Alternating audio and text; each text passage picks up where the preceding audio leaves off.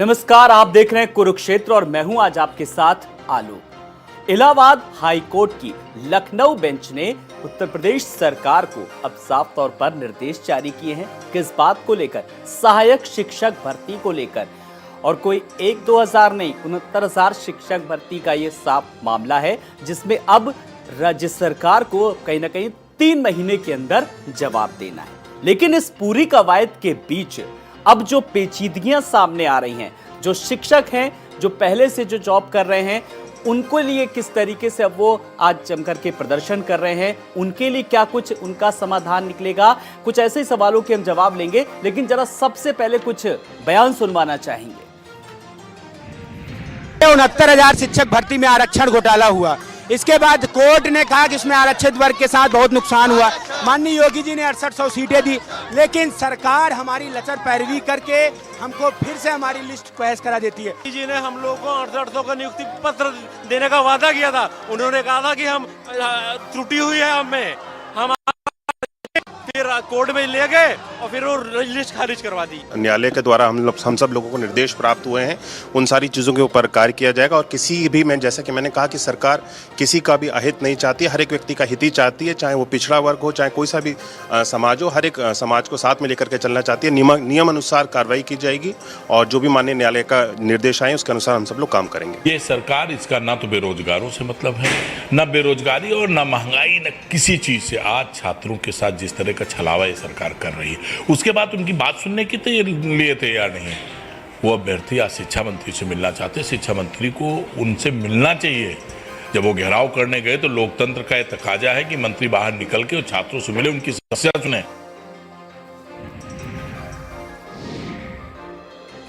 तो अभ्यर्थियों की अब यही मांग है कि सरकार निकाले समाधान। सरकार समाधान कैसे निकालेगी? आज हम कुछ ऐसे ही सवालों के जवाब लेंगे आए हुए मेहमानों से, जिसमें क्या कुछ इसमें लूप होल्स हैं, खामियां कहां पर हैं, सरकार के आदेश के बाद ही आखिर नियुक्ति क्यों नहीं हो पा रही है, कोर्ट के आदेश का बार बार क्यों उल्लंघन हो रहा है। अब 3 महीने का वक्त बचा है, सरकार को जवाब देना है। इस 3 महीने के वक्त में क्या कुछ किस तरीके की गतिविधियां होंगी, जो शिक्षक नौकरी कर रहे हैं उनके लिए किस तरीके का प्रावधान है। तो कुल मिलाकर के आज एक बड़े पैनल के साथ हम चर्चा करेंगे। कुछ खास मेहमानों को आज हमने अपने इस डिबेट में आमंत्रित किया है। जल्दी से आए हुए मेहमानों से अपने दर्शकों का तारुफ करा देते हैं। हमारे साथ समीर सिंह जी हैं, समाजवादी पार्टी के प्रवक्ता। समीर जी नमस्कार, बहुत बहुत स्वागत है आपका। साथ ही साथ आरिफ महमूद जी हैं, जो कि आरएलडी के प्रवक्ता हैं। आरिफ जी नमस्कार, बहुत बहुत स्वागत है। और हमारे साथ खास मेहमान अमरिंदर सिंह जी हैं, चयनित अभ्यर्थी हैं ये। अमरिंदर जी नमस्कार, बहुत बहुत स्वागत है। इसके अलावा भी हमारे साथ कुछ और मेहमान जुड़ेंगे। प्रियंका जी हमें ज्वाइन करेंगी और साथ ही साथ बीजेपी की तरफ से केसी जैन जी भी हमें ज्वाइन करेंगे। लेकिन मैं राजनीति की कोई भी बात करूं, मैं सबसे पहले अमरिंदर सिंह जी आपके पास आ रहा हूं, क्योंकि आप चयनित अभ्यर्थी हैं और सबसे ज्यादा जो है वो जो दिक्कत है वो अब आप लोगों को हो रही कि अब आगे की स्थिति अभी कोई स्पष्ट नहीं है। सबसे पहले मैं चाहूंगा कि कोर्ट का जो आदेश है आपने पूरा पढ़ा होगा, क्या कुछ कहा है, कहां पर पेचीदगियां, जरा बहुत सरल सी भाषा में हमारे दर्शकों को बताइए। देखिए, पहले तो भारत समाचार को बहुत बहुत धन्यवाद कि हम पिछड़े दलित गरीब वर्ग के बच्चों की आवाज़ उठा रहे हैं। इसमें माननीय हाईकोर्ट में बहुत लंबा केस चला, 1 साल तक लगभग केस चला। ये बहुत लंबा चल रहा था, लेकिन जब ये 5 जनवरी 2022 को लिस्ट आई, इसके बाद हम लोगों की लिस्ट जनरल वर्ग के अभ्यर्थियों द्वारा चैलेंज की गई। वहाँ पर माननीय कोर्ट में बहुत लंबी सुनवाई चली। उसमें सुनवाई में अभी परसों हमारा ऑर्डर आया है। उस ऑर्डर में पूरी तरीके से माननीय कोर्ट ने ये कहा है कि आरक्षण की विसंगतियाँ पाई गई हैं और पूरे लिस्ट को क्वैश कर दिया जाए। लेकिन सबसे बड़ी बात, जो हम लोगों का रोष है, जो हम लोग आक्रोशित हैं, हम लोग इस वजह से आक्रोशित हैं कि माननीय मुख्यमंत्री योगी आदित्यनाथ जी ने, जब हम लोग पहले तो राष्ट्रीय पिछड़ा वर्ग आयोग गए, राष्ट्रीय पिछड़ा वर्ग आयोग ने हमें एक रिपोर्ट सौंपी और सरकार को भी बताया कि नहीं, इसमें आरक्षण का घोटाला हुआ है, आप इसको सही करिए। फिर हम लोग लगातार 1 साल आंदोलन किए। 1 साल आंदोलन करने के बाद माननीय मुख्यमंत्री जी ने एक टीम गठित की। राजस्व परिषद में 5 सदस्यों की टीम गठित की गई और इस पे पूरी जांच करवाई गई। लगभग 3 महीने जांच चली। उस जांच में भी साबित पाया गया कि 6800 लोग गलत तरीके से चयनित हो गए हैं। वहां पिछड़े दलित अभ्यर्थी होने चाहिए, आरक्षित वर्ग के अभ्यर्थी, लेकिन सामान्य वर्ग के अभ्यर्थी वहां चयनित कर। माननीय योगी आदित्यनाथ जी ने बाकायदा हम लोगों को अपने आवास पे बुला के ये आश्वस्त कराया और प्रेस विज्ञप्ति और हर माध्यम से एक लिस्ट निकाली, बताया कि इन लोगों को जल्द से जल्द त्वरित कार्रवाई करके नियुक्ति की जाए। लेकिन फिर अभ्यर्थी कोर्ट चले जाते हैं, चूंकि चयनित अधिकारियों की जो है वो घालमेल रवैया बनी रहती है और लगातार वहां सुनवाई में इन लोगों का ढील पुल रवैया बनी रहते हैं। हम लोग लगातार शिक्षा मंत्री जी से कहते रहते हैं। अच्छा अमरिंदर, एक बात बताइए कि जो आरक्षण का जो है उसका कुल मिलाकर के जिस तरीके से क्या सही क्लासिफिकेशन नहीं हो पाया क्या, जिसके चलते ये सारी पेचीदगियां, ये विसंगतियां आई हैं सामने?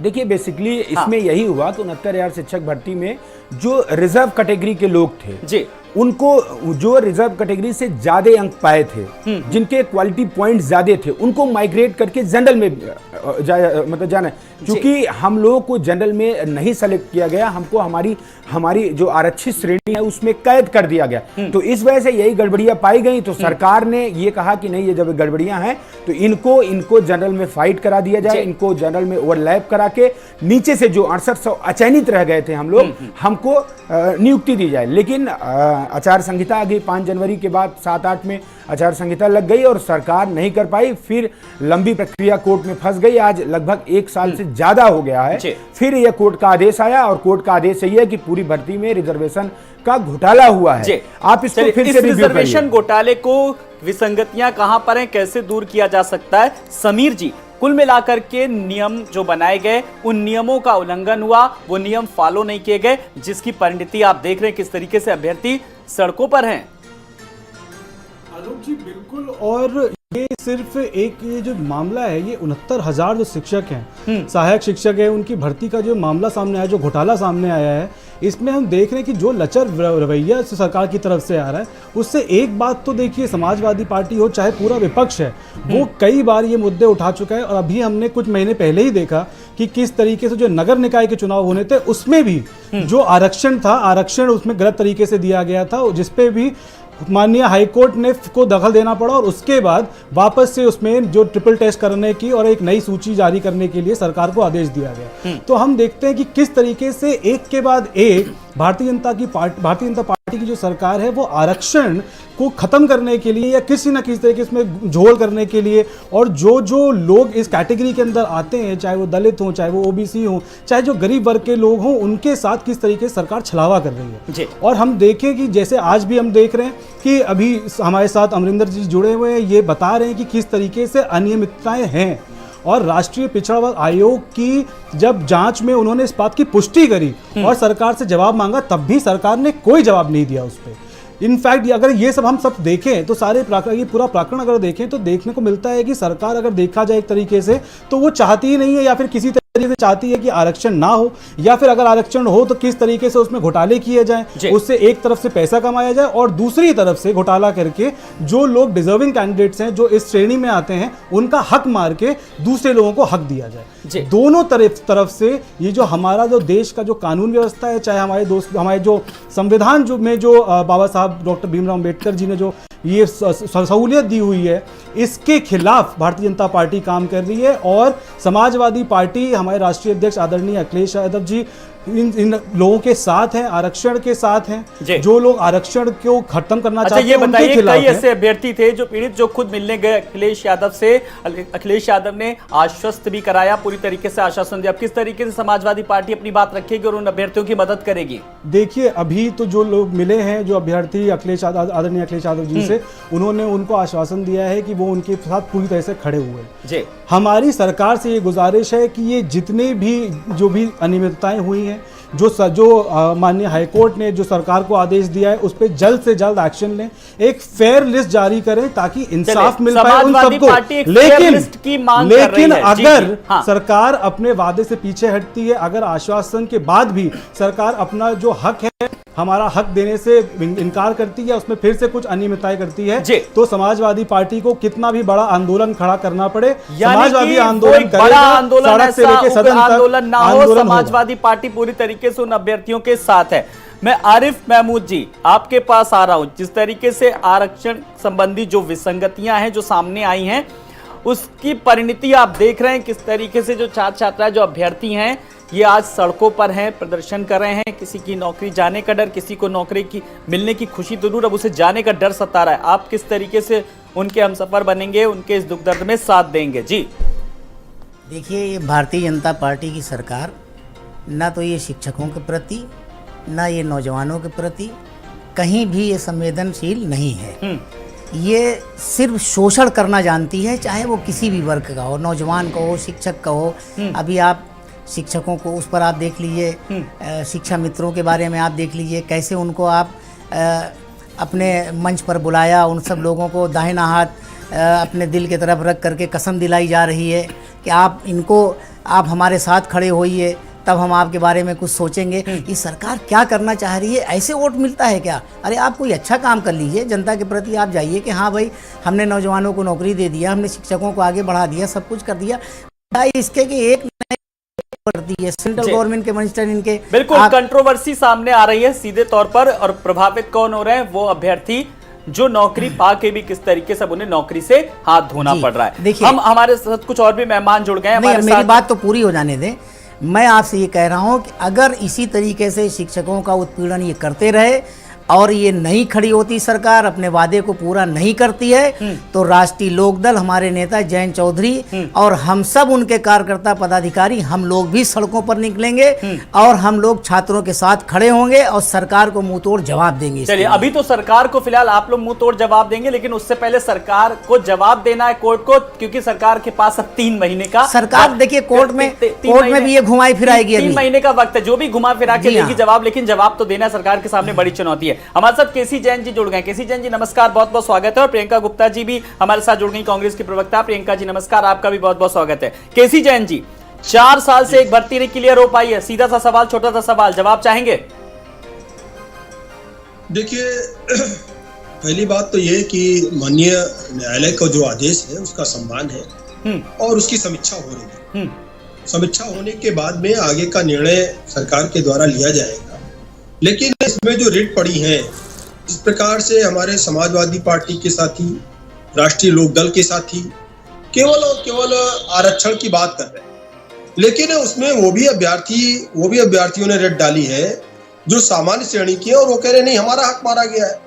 तो वास्तव में अगर सामान्य श्रेणी के लोग कह रहे हैं कि आरक्षण आवश्यकता से ज्यादा आरक्षण दिया गया है, जब टीईटी के लिए उनको आरक्षण एक बार दे दिया गया तो दोबारा आरक्षण देने की क्या आवश्यकता थी। दूसरी तरफ ओबीसी और एससी वर्ग के लोग कह रहे हैं कि नहीं, हमको जनरल कैटेगरी में हमको मिलना चाहिए था लाभ, जनरल कैटेगरी का लाभ ना मिल करके केवल हमको आरक्षित श्रेणी का लाभ मिला है। ठीक है, पहली बात तो ये कि आरक्षित श्रेणी में जितनी सीटें हैं उनमें से एक भी सीट कम पर लोगों को नौकरी नहीं देगी। हाँ, ये बात जरूर हो रही है कि जो डबल लेयर, ट्रिपल लेयर में लगातार आरक्षण की बात है, उसको लेकर के जनरल कैटेगरी के लोग भी माननीय उच्च न्यायालय की शरण में गए हैं और जो आरक्षित वर्ग के वो भी उच्च न्यायालय की शरण में गए। देखिए आलोक जी, पहली बात तो ये कि आज के समय में जो आरक्षण की व्यवस्था है वो पूर्ण रूप से लागू है, लेकिन कहीं ना कहीं आज आजादी के इतने समय के बाद जो आरक्षण की व्यवस्था है उसके अनुसार से सबको लाभ मिल रहा है। लेकिन आज जो वास्तव में गरीब है, वंचित है, परेशान है, वो किसी भी वर्ग का हो सकता है। तो आज कहीं ना कहीं आवश्यकता इस बात की है कि जो वास्तव में जिसके पास संसाधन नहीं है, जो गरीब है, जो पिछड़ा है, जो परेशान है, उसको कहीं ना कहीं बराबर की दौड़ में ला करके खड़ा किया जाए। लेकिन उसके लिए तो समीक्षा अलग करनी पड़ेगी जी। फिर भी अच्छा, पहले जो समय की मांग है उस पर समीक्षा हो जाए तो ज्यादा बेहतर होगा। केसी जैन जी, आप हमारे साथ बने रहिएगा। मैं कोई भी इधर उधर की बात नहीं आज कहना चाह रहा हूं, कट टू कट सवाल का कट टू कट जवाब, इसीलिए हमने अभ्यर्थी अमरिंदर सिंह को खास बुलाया।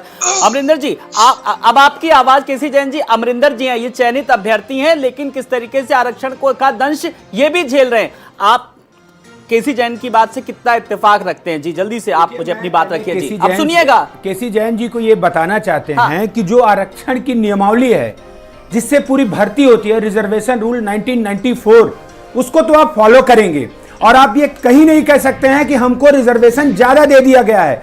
आप हमें 27% में एडजस्ट नहीं कर सकते। आप नियम कानून आप पहले पढ़िए, रिजर्वेशन क्या होता है। जो बच्चा जो रिजर्व कैटेगरी से ज्यादा मार्क्स पाएगा वो अनरिजर्व कैटेगरी में माइग्रेट करेगा।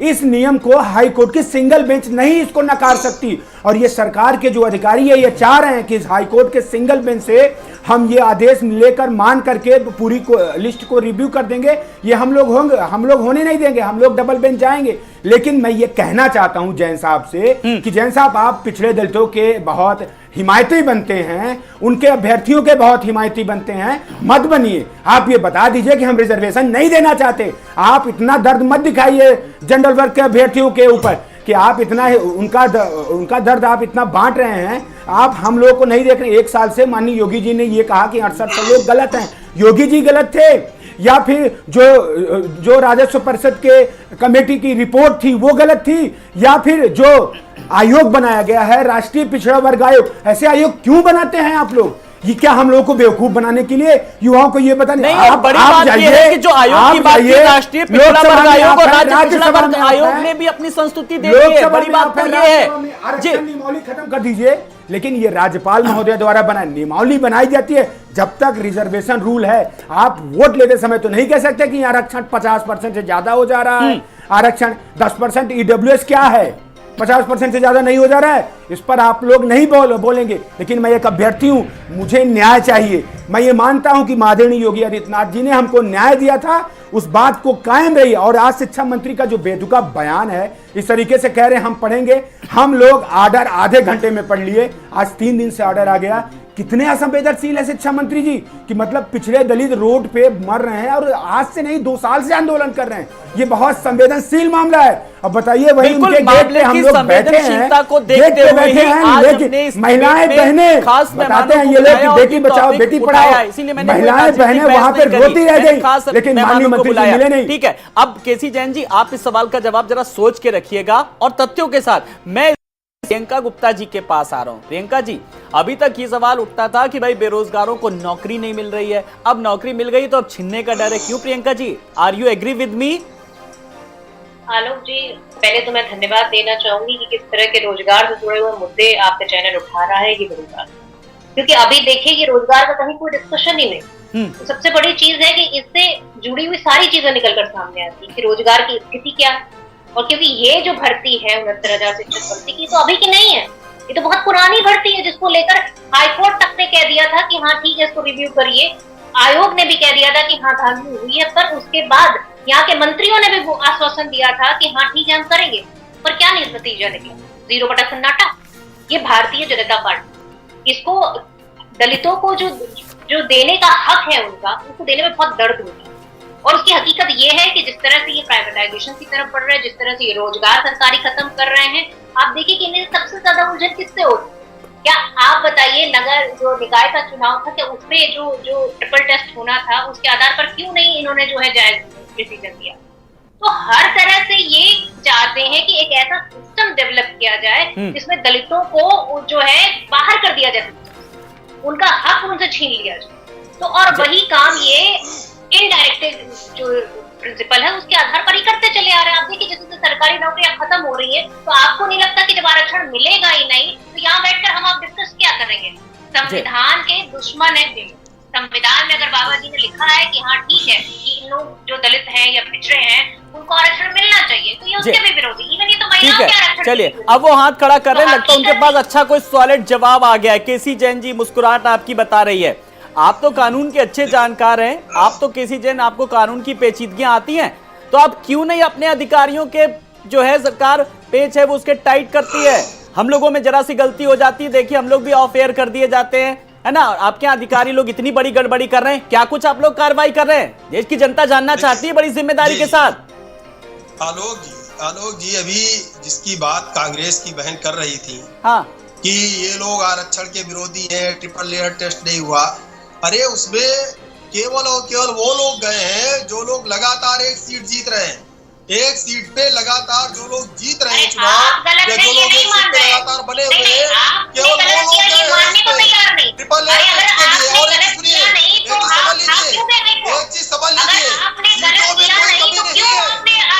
अच्छा प्रियंका जी जरा सुन लेंगे, जरा वो कुछ वो क्रीमी लेयर की बात कर रहे हैं, 3 लेयर की बात कर रहे हैं, जरा समझ लेंगे। हाँ ठीक है, देखिए, होल्ला मत करिए। चलिए प्रियंका जी जरा केसी जैन जी को सुन लेंगे जरा। हाँ अपनी बात रखिए केसी जैन जी, लेकिन तथ्यपूर्ण अपनी बात रखिए जी।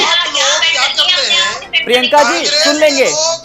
कांग्रेस के लोग जब चुनाव जीत जाए थोड़ी देर कांग्रेस की बात छोड़ दीजिए, हमारा मुद्दा आज राजनीतिक है ही नहीं तो इस सारी बत्ती के घोटाले के पुरोधा कौन है, किस पार्टी के हैं, वो लोग भी हमारे पास है। मुद्दा ये नहीं है। हार जाए चुनाव भ्रष्टाचारी हो जाता है। अब इनको लगता है कि आरक्षण खत्म हो गया चुनाव में। अरे कहाँ पे खत्म हो गया? हर चीज को क्यों आप चुनाव से जोड़ रहे हैं? अरे भाई अभ्यर्थियों के बारे में कौन सोचेगा जो सड़कों पर है? के लिए सुप्रीम कोर्ट कौन गया? सुप्रीम कोर्ट हम गए ना। सुप्रीम कोर्ट पार्टी गई, भारतीय जनता पार्टी गई। लगा करके चुनाव कराएंगे। भाई हाईकोर्ट ने क्या कहा था? हाईकोर्ट ने कहा था कि आप प्लेन चुनाव करा दीजिए। हाईकोर्ट ने कहा था प्लेन चुनाव करा दीजिए, हमने चुनाव कराया। भारतीय जनता पार्टी ने चुनाव कराया नहीं कराया? Bharatiya Janata party supreme court में गई और समय लेकर के आई कि भाई ट्रिपल ईयर टेस्ट भी करा देंगे और उसके बाद आरक्षण लागू करेंगे। तो कहाँ से आरक्षण हो दिए? किसी के कुछ भी समझ में नहीं आ रहा होगा जो लोग देख रहे होंगे अभ्यर्थी। केसी जैन जी आप मुझे इस बात का जो जिस लेयर की आप बात कर रहे थे ये बताइए, आरक्षण को लेकर फोकस करते हैं, किसकी सरकार में क्या हुआ, मेरा ये मुद्दा नहीं है। हाँ ट्रिपल ईयर टेस्ट करा करके चुनाव भी कराने जा रहे हैं। कहाँ से हर समय आप लोग अब चुनाव की बात करेंगे क्या? मैं बार बार चाह रहा हूं निकाय चुनाव पे बात ना आए, हालांकि आरक्षण को लेकर के मुद्दा जुड़ा हुआ है, फोकस इसी पर रहे कम से कम। हाँ सहायक शिक्षक भर्ती पे फोकस रहे जी।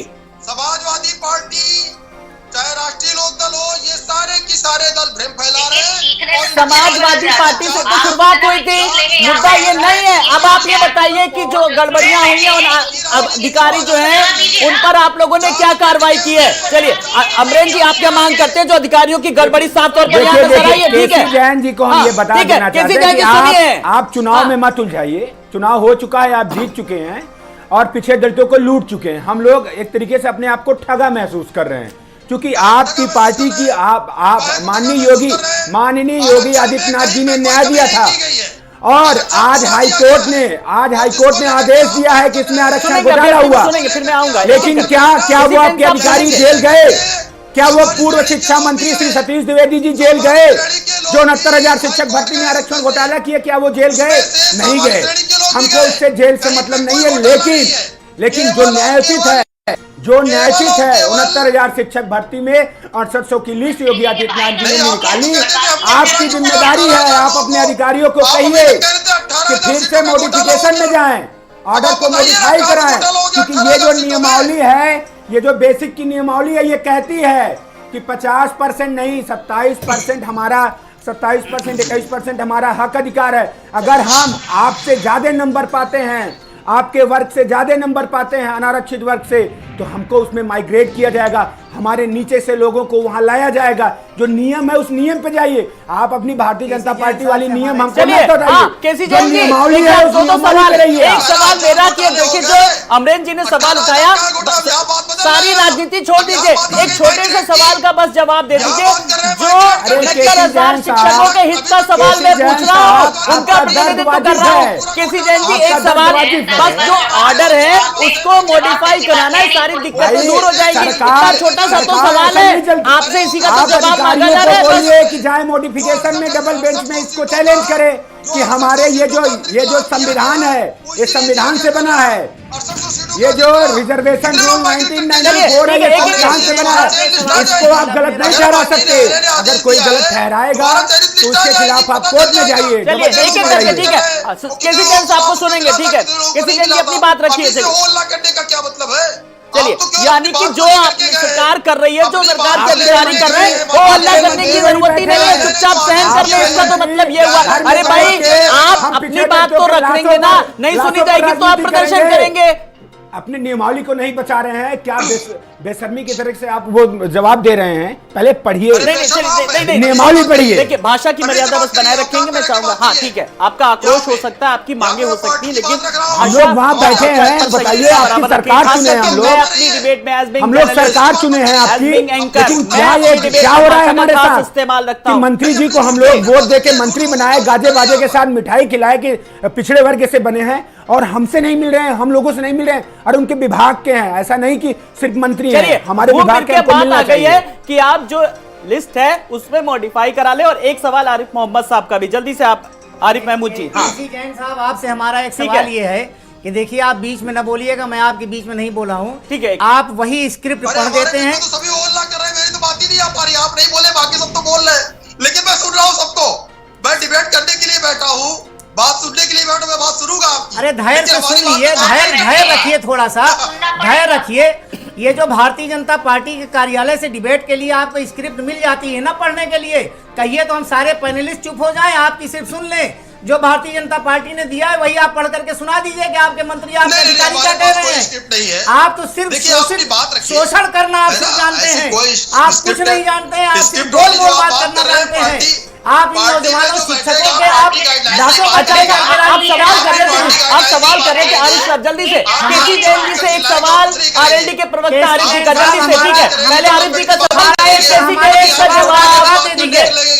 अरे केसी जैन जी सवाल तो सुनिए, अरे आप पता लग गया कि जवाब को बात कर दे रहे हैं आरिफ साहब। सवाल आप जी के, अब आरिफ जी का सवाल सुनिए जल्दी से, पहले फिर जवाब दीजिएगा जल्दी से जी। चलिए अब अगला सवाल आरिफ जी का, जिसका जवाब केसी जैन जी। ठीक है, चलिए।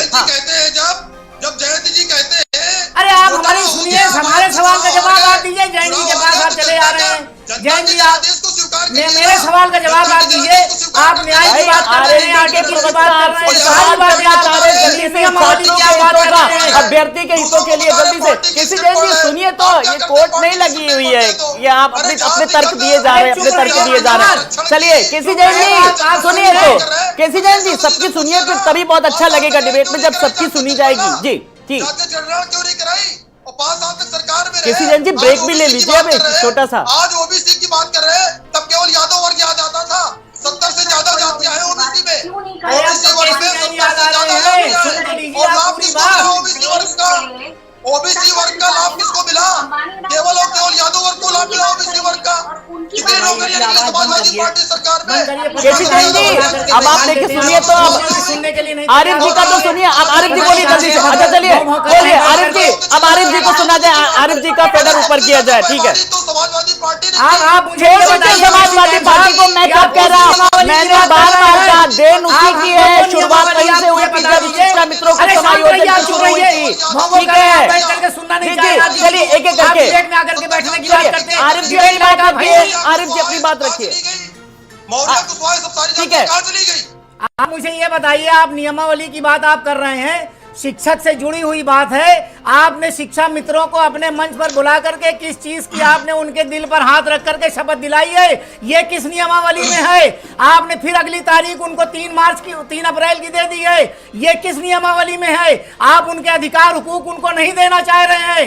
आप ये किस नियमावली के तहत आप इनको बुला करके अब बड़े छात्रों के, अभ्यर्थियों के हितों के सवाल पूछे जल्दी से। केसी जैन जी बस सवालों का जवाब दे दीजिए। हाँ ठीक है सर, आप सवाल के बदले सवाल मत करिए, जवाब देंगे तो बेहतर होगा। अमरिन जी भी सुनेंगे जल्दी से जी, और तमाम जो लाखों की संख्या में जो अभ्यर्थी वो भी सुन रहे होंगे। जल्दी से जो सवाल पूछे वो आरिफ जी ने, वो वाकई में वाजिब सवाल हैं, इस मंच से आप जवाब दीजिए। बहुत जिम्मेदारी के साथ मैं पूछ रहा हूं जी।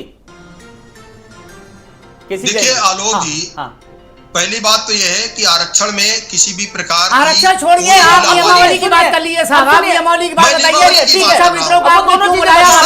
आप क्यों नहीं शपथ दिला रहे हैं? अरे जैन साहब, माननीय हाई कोर्ट ने टिप्पणी की है। एक एक करके रुक जाइए आरिफ जी, आरिफ जी अभी शांत हो जाइए। अब जल्दी से केसी जैन जी आप अपनी बात रखिए जल्दी से। हाँ देखिए, जो नियमावली है उस नियमावली का पालन हो रहा है, और माननीय मोदी जी ने भी कई बार कहा, माननीय योगी जी ने भी कई बार कहा कि जो आरक्षण की व्यवस्था लागू है उसका लाभ सामान्य जनता को सरकार के द्वारा पूर्ण रूप से मिलता रहेगा और मिलता रहा है। रही बात ये कि अगर कहीं पर भी कोई हिलावाली हुई है तो उसका पुनरीक्षण हो सकता है। एक सवाल का जवाब, शिक्षा मित्र किस नियमावली में है? बस सारी डिबेट का लपड़ हुआ। केसी जैन साहब आप तो बड़े कानून के जानकार हैं, ये किस नियमावली में आ रहा है ये बता दीजिए, बस सारे सवालों का जवाब मिल जाएगा। आप मुझको ये बताइए, किस नियमावली में आपने शिक्षा मित्रों को अपने मंच पर बुला करके शपथ दिलाई? 3 अप्रैल की आपके डेट को किसके तहत आपने, किस नियमावली के तहत दिया है आपने? अरे किस कार्यक्रम की? आप अगर कोई मिलने आता है, मिले ना तब भी आपको दिक्कत। आप शपथ उनको दिलाएंगे, आपके केंद्र मंत्री उनको ले जाकर के बात करा रहा है, कह रहा है कि 3 बार आप आइएगा, मैं आपके बारे में विचार करूंगा। ये आपकी भारतीय जनता पार्टी की नियमावली है क्या है? आप शिक्षा मंत्री, बड़ी बात है कि नियमावली का पालन हो ही कहाँ रहा है। सारे जो लूपहोल्स हैं वो सामने आए हैं, जिसकी परिणति साफ तौर पर देखी जा सकती है। ये अभ्यर्थी ज्यादा अच्छे से बताएंगे मुझे लगता है। जी अमरेंद्र जी, और कोई खलास नहीं, और कोई पीड़ा नहीं। चलिए एक एक करके चलिए। तब इनको पीड़ा जो इसका दर्ज करने को मौका दूंगा। जी चयनित अभ्यर्थी बड़े दुखी मन से मैं कह रहा हूँ बताएंगे। कि महिलाओं बहनों और पिछड़े दलितों का सम्मान आप जिस तरीके से मंच इनको इस से बात का करते डर हैं, है। मैं ये कह रहा हूँ कि इस नियमावली का पालन आप नहीं किए। इस नियमावली का पालन करते तो आपको हाईकोर्ट ने पूरी भर्ती इतना बड़ा घोटाला बता दी, रिव्यू करने के लिए ना बोलती। और मुझे बहुत दुख है कि आपको नियमावली नहीं पता है, आपको आरक्षण नियमावली नहीं पता है कि किसको कितना आरक्षण चाहिए। हमको नियमावली आप मत बताइए। अरे आपको बताना पड़ेगा भाई साहब, आप सरकार में हैं, नहीं तो गलत कर जाएंगे। हमारे साथ सिर्फ नहीं, सबके साथ गलत करेंगे। आप नियमावली जानिए पहले। मैं ये कह रहा हूँ कि ये नियमावली आप जानिए। रिजर्वेशन रूल 1994 को पढ़िए। मैं कोई तथ्यात्मक बात कर रहा हूँ, नियमावली की बात कर रहे हैं और आप जो है राष्ट्रीय लोगों को लोकदल की बात आप नियुक्ति कर रहे हैं। दिलवाइए, राष्ट्रीय आपकी जिम्मेदारी है। क्वालिफिकेशन और किसी की योग्यता पर सवाल उठाना हमारा मकसद नहीं है। हो सकता है किसी का किसी में विशेषज्ञता हासिल हो, मकसद ये नहीं है। प्रियंका जी मैं आपके पास आ रहा हूं। कुल मिलाकर के आपने देखा कि सरकार, अभ्यर्थी, अधिकारी, इन सब के गठजोड़ के बीच, या यूं कहें कि जो सरकार और उसके मातहत अधिकारी हैं उनकी लापरवाही के बीच पिस कौन रहा है? पिस ये रहे ये अभ्यर्थी जो इनकी बानगी साफ तौर पर सड़कों पर प्रदर्शन करते देखी जा सकती है। प्रियंका जी आलोक जी बिल्कुल सही कह रहे हैं कि ये जो बच्चे हैं ये अपनी हक की लड़ाई के लिए लड़ने के लिए सड़कों पर आते हैं। सड़कों पर भी इनका दमन किया जाता है क्योंकि इनकी बात सुनने वाला तो कोई है नहीं। और सरकार ने अपने कानों में जिस तरह से तेल डालकर बैठी हुई है, ना उसे कोई किसी बेरोजगार का दुख सुनाई देता है, ना किसी गरीब का, ना किसी किसान का, ना किसी महिला का। उन्हें सिर्फ दिखाई देता है, सिर्फ अपने मित्र दिखाई देते हैं।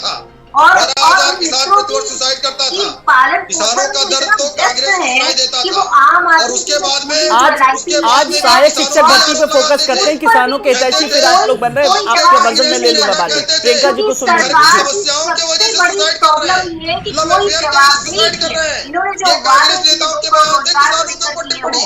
और आपको किसानों का दुख आज याद आ रहा है। आज किसानों को जितनी सुविधाएं भारतीय जनता पार्टी की सरकारें मिल रही ना, अगर आपने वो काम बहुत पहले किया होता तो आज किसानों की ये दशा नहीं होती। आपको डिफेंड कर रहे हैं, ये मानने को नहीं तैयार है कि उन्होंने गलत किया। तो ये जब मानेंगे नहीं तो सुधार क्या करेंगे? जब कोर्ट कह रहा है सबसे ज्यादा भ्रष्टाचारी पार्टी जो रही है, आज उसको किसानों की याद आ रही है। आपको संविधान से किसानों को आम जनता गरीबों का हक मार करके क्योंकि जो ये पार्टी यहाँ तक पहुंची, आज वो किसानों गरीबों की बात सत्ता कर का रही है। नशा हो चुका है। क्या बात जनता अब इनको बताएगी कि किस तरह से ये जनता की ना अनदेखी करते हैं, जिस तरह की अनदेखी कर रहे हैं, जिस तरह की महंगाई इन बच्चों को फेस करनी पड़ रही है। आज का समाज महंगाई से त्रस्त हो चुका है। आप बताइए कि हम दुनिया में सबसे महंगा सिलेंडर खरीदते हैं, क्यों खरीदते हैं भाई? जब हमें कोई सुविधाएं दुनिया वाली नहीं दी जा रही है, जो बेस्ट सुविधाएं हैं, तो फिर हम क्यों इतना महंगा सिलेंडर खरीद रहे हैं? गैस, पेट्रोल, डीजल सबके प्राइस एकदम आसमान छू रहे हैं। क्या उस अनुपात में हमारी आय बढ़ रही है, रोजगार बढ़ रहे हैं? नहीं बढ़ रहे। आप बात करते हैं। चलिए मुझे लगता है कि आज महंगाई को लेकर के आज हम बेरोजगारी की समस्या को दूर करने को लेकर के बात कर रहे थे, उसी पर मैं चाह रहा था। मैं समीर जी आपके पास आ रहा हूँ। समीर जी कुल मिलाकर के समस्या तो लगातार विकराल होती जा रही है और ये लगता है यहाँ पर मंच से तो सॉल्व होने वाला नहीं, क्योंकि ये मामला तो 4 साल से खिसता चला आ रहा है। तो फिर अब इस समस्या का स्थायी समाधान कैसे निकलेगा फिर? आलोक जी अभी जितनी भी डिबेट चल रही थी मैं शांतिपूर्वक सुन रहा था सब। जी जी। और मुझे बहुत अफसोस के साथ कहना पड़ रहा है कि केसी जैन जी जो कि भारतीय जनता पार्टी के प्रवक्ता हैं, भारतीय जनता पार्टी की सरकार है, अगर एक तरह से देखा जाए तो उनको कटघरे में खड़ा रखा गया है इस समय। लेकिन जो उनका रवैया है, मुझे उसमें इतना तिनका भर भी अफसोस या इन अभ्यर्थियों के प्रति कोई भी संवेदनशीलता नहीं दिखाई दी। और यही रवैया जो आज मैं प्रवक्ता साहब का देख रहा हूँ, केसी जैन जी का, यही असंवेदनशीलता मैं देख रहा हूँ शिक्षा मंत्री में, जिनके घर के बाहर आज भी इतने अभ्यर्थी वहाँ पे मौजूद हैं, प्रदर्शन करने की कोशिश, उनसे बात करने की कोशिश कर रहे हैं, लेकिन उनके पास उन अभ्यर्थियों से मिलने के लिए 10 मिनट का भी समय नहीं निकाल पाए वो। उसके बाद जो अभी आके उन्होंने स्टेटमेंट दिया है, टीवी बाइट दी है, उसकी तो आप बात ही छोड़ दीजिए। उसके साथ ही साथ आप देखिए कि जिस तरीके से केसी जैन जी ने एक बहुत आसान सी, बहुत एक सरलता से एक चीज़ बोली कि आरक्षण में कोई कमी नहीं है, आरक्षण बिल्कुल उम्दा है, दिक्कत है उन लोगों की जो न्यायालय गए। अब दिक्कत अगर उन लोगों की है तो मुझे ये समझ में नहीं आ रहा है कि न्यायालय उत्तर प्रदेश सरकार को क्यों पनिश कर रही है, उत्तर प्रदेश सरकार को क्यों कटघरे में खड़ी कर रही है कि आप नियमावली के हिसाब से चेंजेस करिए, एक नई सूची जारी करिए। अगर जो रिजर्वेशन हुआ था उसमें कोई दिक्कत ही नहीं है तो सूची दोबारा बनाने के लिए क्यों कही जा रही है? तो ये बात दिखाती है कि भारतीय जनता पार्टी ना शिक्षकों के मामले में सीरियस है, ना रोजगार के मामले में सीरियस है। और ये बात तब जब पिछले अभी हफ्ते भर के अंदर, इनफैक्ट 3-4 दिन पहले की बात है, और बहुत ही बड़ी विडंबना है, मुख्यमंत्री योगी आदित्यनाथ जी ने बोला कि 3 साल में 1 करोड़ रोजगार देके दिखाएंगे। पिछले 6 साल में कितने गिनाए वो तो चलिए हटा ही दीजिए, आज देख लीजिए कि 4 साल से 69,000 शिक्षकों की भर्ती नहीं हो पा रही है, कोर्ट में चल रहा है मैटर, आंदोलन चल रहे हैं, भर्ती आपका ये जितने भी अभ्यर्थी हैं वो प्रदर्शन कर रहे हैं, मांगे रख रहे हैं, वो नहीं सुनवाई हो रही।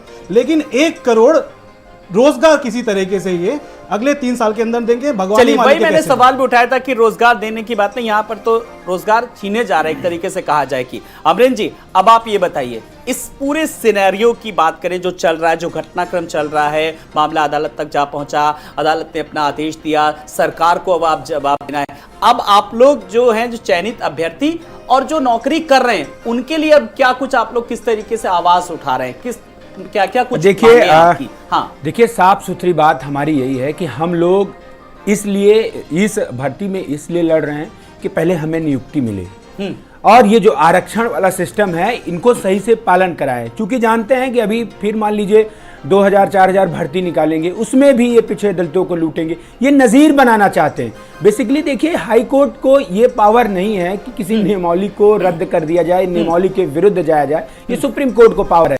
लेकिन पता नहीं कैसे क्या सिस्टम इस समय चल रहा है, आई डोंट नो, मुझे नहीं पता है। लेकिन मैं चाहता हूं केसी जैन जी, मेरी बात मैं आपके माध्यम से मैं पहुंचाना चाहता हूं कि आदरणीय शिक्षा मंत्री जी तक मेरी बात पहुंचाइए कि आपकी ये जो नियमावली है इसको खतरा हो रहा है। बेसिक शिक्षा विभाग की जो नियमावली, जो उसकी आत्मा बोली जाती है, वो खतरे में है। आप इसके खिलाफ कब मॉडिफिकेशन में जाएंगे, कब डबल बेंच में जाएंगे, कम से कम यही बात हम लोग पूछने जा रहे थे। नहीं तो हम लोग आंदोलन के लिए हमेशा तैयार थे, पहले 2 साल से कर रहे थे, आंदोलन, लेकिन लड़े, समस्या का हल नहीं है। झुके, जब हक की बात हम लोग को आती है, देने के आदेश किए, फिर लड़ेंगे, तब हमें कोई डर नहीं उतर करके अपनी है। हम लोग अपने समाज के लिए, अपने हक अधिकार के लिए, अपनी नौकरी के लिए लड़े। केसी जैन जी, अब देखिए समस्या का समाधान कैसे निकल सकता है, मैंने कोई भी राजनीतिक बात नहीं कर रहा हूं।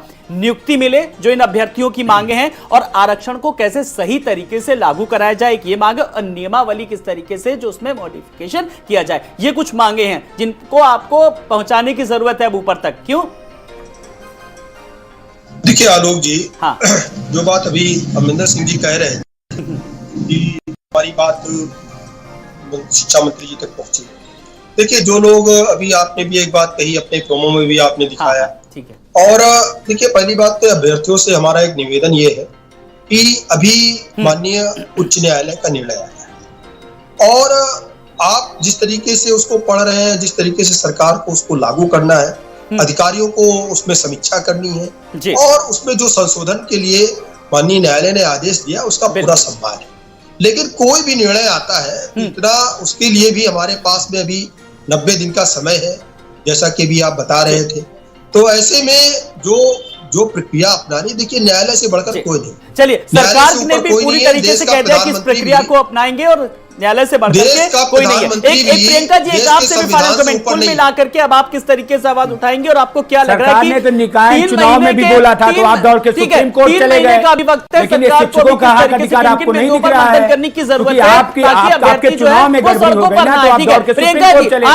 आपका भी फाइनल कमेंट है। कांग्रेस पार्टी का जो हाथ है वो आम व्यक्ति के साथ, चाहे वो शिक्षक भर्ती हो, चाहे वो महंगाई हो, चाहे सिलेंडर का बढ़ता प्राइस हो, चाहे महिलाओं की समस्या हो, चाहे वो रोजगार हो, इन सभी समस्याओं के लेकर कांग्रेस आम आदमी के साथ खड़ी हुई, उनके मुद्दे लगातार उठाती रहेगी और जिस तरह से सरकार को घेरना चाहिए चाहे वो देश हो चाहे विदेश हो चाहे कोई भी मंच हो, बिना डरे सरकार को घेरती रहेगी। सरकार जवाबदेही बनती है और तभी बनती जब विपक्ष इन सारे मुद्दों को उठाता रहेगा, इनकी आवाज को। चलिए आरिफ महमूद जी, आप किस तरीके से विपक्ष के तौर पर अपनी आवाज उठाएंगे और इन अभ्यर्थियों का साथ देंगे? जी देखिए, मैं 2014 से भारतीय जनता पार्टी के सारे क्रियाकलापों को देख रहा हूँ।